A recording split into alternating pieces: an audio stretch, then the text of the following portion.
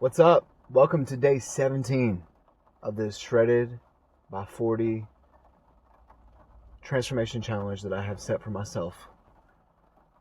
Just rolled up to the gym in Cherokee. Just started raining on me, so get a little cooling off before I get in here and get warmed up. It's shoulder day, or delts, if you prefer. Try to get these boulder shoulders. Got to do my 30 minutes of cardio first, so I'm going to fill out what exercises, what variations I want to do of all the lifts. Of course, we're going to do some sort of press. Of course, we're going to prioritize our lateral delts because that gives us that width, V-taper.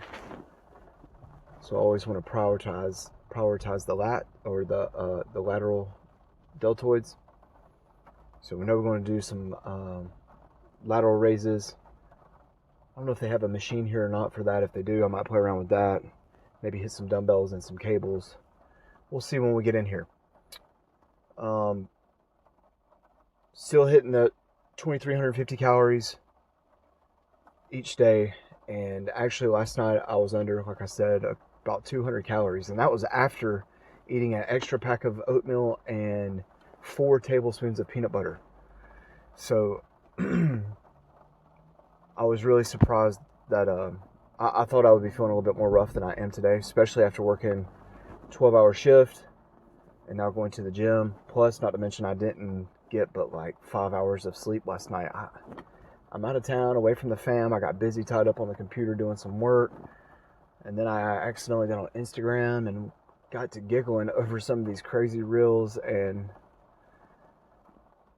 before I knew it, it was almost 1 o'clock. And I was like, oh my gosh, I've got to shut this down and go to bed. So, but I'm feeling good, excited to get in here. I always get excited when it's time to work out. I don't know about you, but like when I know it's a gym day and it's time to go in there, I'm just like, I'm not one of those that has to be forced to go to the gym. I'm not somebody who dreads it or irritates going. Just kind of one of those things that you make it happen just because, it's healthy, it's good for you. I live for it. I love getting in here and throwing around some weights, which is why I'm going to shut up now so I can get my stuff together, get inside, knock out my cardio, and then I'll see you back for the workout.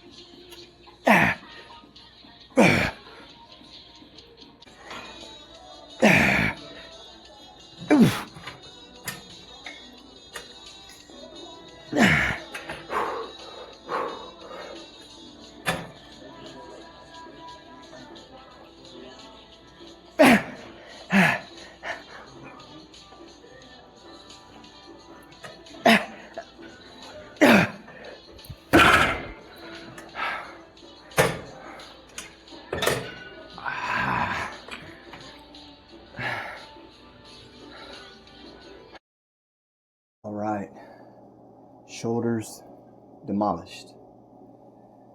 I could tell when I got on the treadmill and started walking instantly that I was a little bit more drained than I thought I was pre-workout when I was talking to you guys before coming inside. Because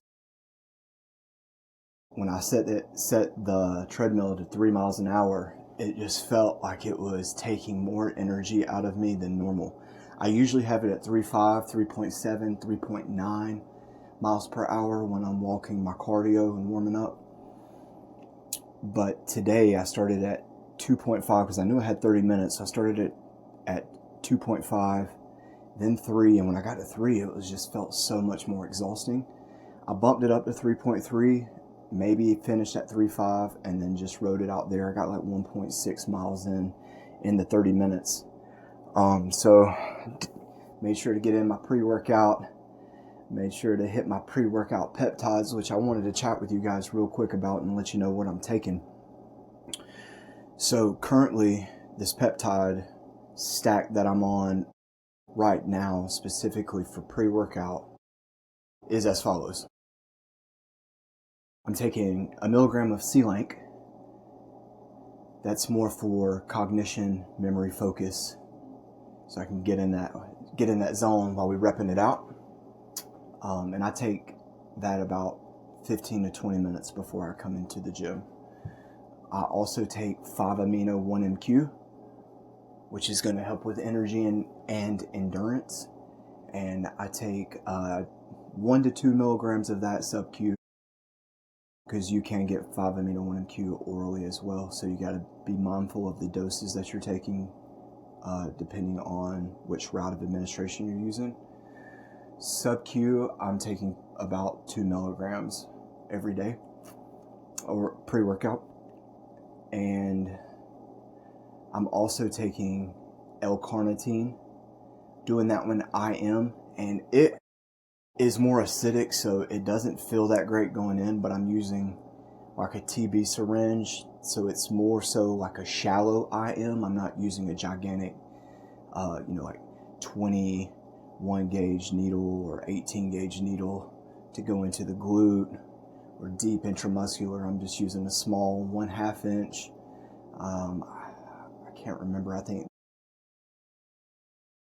it's slipping my mind the gauge, but it's pretty small. I think it's 23 or 25 gauge needle. And I went into the quad with the L-carnitine, and it did just fine. L-carnitine can be rough to inject, and it can cause that muscle to be sore for a while, but if you can figure out a site of injection that works for you, that's tolerable, like in my quad, I don't even feel it now. There's been other times though I've put it in my shoulder or in my other leg, and it was like you had a workout the day before. I mean, it'll be so sore in that area, it's almost hard to take. But where I went with this one in the quad, it was just fine. And L-carnitine is fantastic for fat loss. So since we're doing this cut, I'm gonna start incorporating that one in. I just started actually my first dose of that back today. I played around with it some in the past, but I'm gonna be consistent with it now. Hit it pre-workout every day with the 5-amino and with the C-link. So after cardio, jumped into the shoulder workout.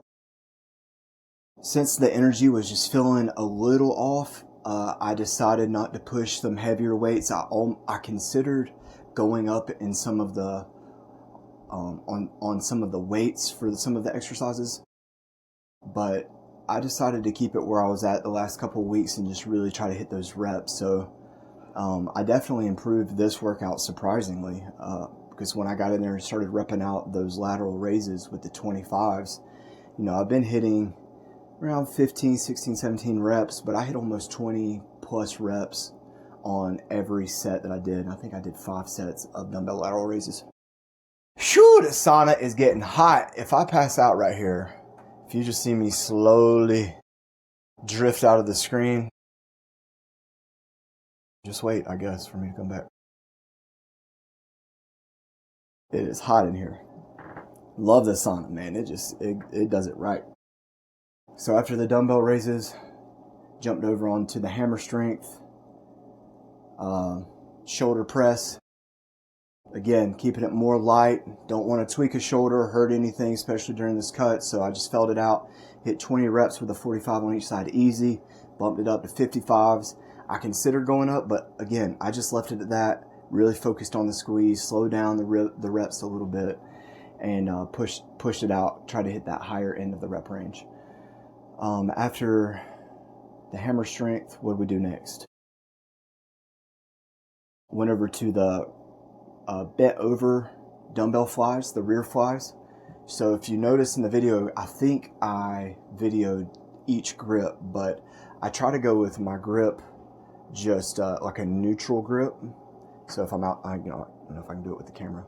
So like I'm bent over and holding the dumbbells like this, and I'm going out. And then on the second set, I turn my hands this way and then did the fly. And you can feel a little bit different activation. It works at a little different part of the delt. I can feel it in both, so I just switch up the grip. If you try this exercise and you're like, well, it tweaks something, it doesn't feel right, I feel like I'm using more of my forearm, I got too much bend in my elbow, I'm trying to throw the weight back, maybe you just don't feel it at all in your rear delt, then just switch your grip and do what works for you. I feel it both ways, so I just work both variations. Let's see. After I did that, I think I went over to the cable machine. Did some lateral cable flies, knocked out some bent over rear flies as well, and then finished with the hammer strength. I think it's more for like squats and like stiff-legged deadlifts and maybe like rowing, but I just grabbed both handles and threw 345s on each side and crunk out some shrugs. Now if you noticed in the video, I really squeeze it up. I try not to use the momentum from my knees or my legs to thrust it up until I've hit exhaustion. Then I may do it just to get a few extra reps out to get that squeeze and that negative eccentric work. But you really want to focus on squeezing those traps and getting all the work right there in those traps. We want those bad boys touching our ears, baby. And then I think that was the workout. Yeah, so looking at my sets here, 5 of that, 10, 14, 28, or 18. Then I only did 3 of that, 21. So we got about 25 sets in for shoulders, which is not bad. I've been hitting close to 30, I think, but I'm not concerned. I feel good. I feel like I got a fantastic workout. I didn't overdo it, but I definitely feel like I pushed each set, and I'm good with that amount of volume. So I'm going to finish hitting the sauna. I'm going to get another protein shake in. Like I said, I was 250 calories short yesterday. I'm going to hit the mark today and make sure I started eating a little bit earlier. So I've got another meal to eat. It's going to be very straightforward. It's just 6 ounces of chicken breast. I think I might have snagged a little cup of ranch because I forgot to grab my sugar-free barbecue. And it's just a little something to take off some of the dryness because the chicken's from yesterday at lunchtime and I'm heating it up in the microwave. So just a little something to help get it down, but very simple. Just 6 ounces of chicken, maybe some banana peppers, throw in there on top of that for the gut health. And then I'll finish off the night with 2 bowls of maple and brown sugar oat. I'm telling you, when you go from really not eating a lot of carbs except here and there on a cheat meal, and you start incorporating that oatmeal every day, it is just something to look forward to. I mean, I'm just excited every day knowing I get to eat a big bowl of oatmeal. So what I do is I mix it up with water until it looks pretty thin, and then I microwave it for 60 seconds, and then I just let it sit for a few minutes, and it makes it the perfect consistency. Throw a little pinch of Himalayan pink salt in it, a tablespoon of erythritol or your favorite sugar-free sugar, and a tablespoon of peanut butter. And that stuff right there, it's like a treat every single day.